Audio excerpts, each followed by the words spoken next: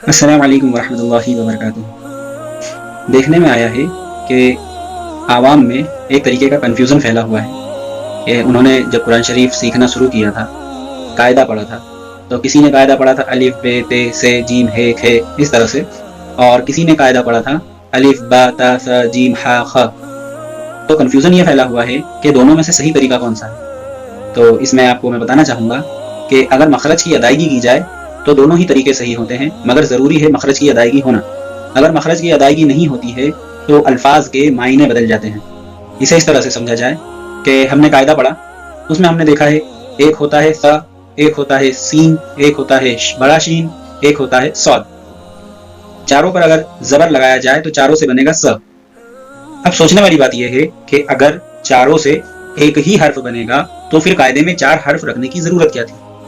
تو اس کا سیدھا سا جواب یہ ہے کہ قاعدے میں جو چاروں حرف ہیں ان چاروں کو نکالنے کا طریقہ الگ الگ ہوتا ہے۔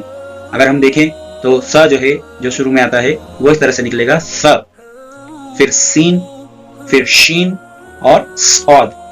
اب اگر آپ الف ب ت س سے پڑھے ہوئے ہیں تو اس میں بھی اگر آپ نے مخرج کی ادائیگی سیکھی ہے کہ اسے کس طرح سے نکالا جائے تو آپ نے درست سیکھا ہے اور آپ کا قرآن شریف پڑھنا درست ہے، آپ درست طریقے سے قرآن شریف پڑھ رہے ہیں۔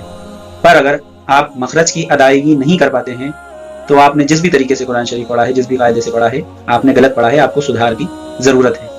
ہم اسے سمجھنے کے لیے ایک ایگزامپل لیتے ہیں، اس طرح سے کہ ہم نے عربی پڑھی ہے، عربی میں 2 کاف آتے ہیں، ایک چھوٹا کاف، ایک بڑا کاف۔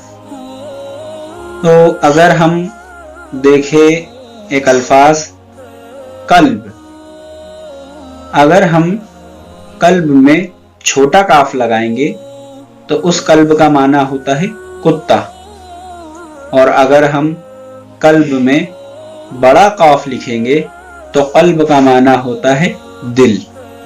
یہاں ہم نے دیکھا کہ ایک کاف جو ہم نے غلط پڑھ لیا یا غلط لکھ دیا تو اس سے معنی میں کس قدر کی خرابیاں پیدا ہوئی۔ اسی طرح ہمارے پاس س، سین، صاد بھی موجود ہے، اور اسی طرح ہمارے پاس جیم، ز اور واو بھی موجود ہے۔ اگر ہمیں ان الفاظوں کی ادائیگی صحیح سے کرتے نہیں آتی ہے تو ہم قرآن شریف جب پڑھیں گے تو اس میں الفاظ اگر غلط پڑھیں گے تو معنی بہت بری طریقے سے بگڑ سکتے ہیں۔ اس لیے ہمیں کوشش کرنا چاہیے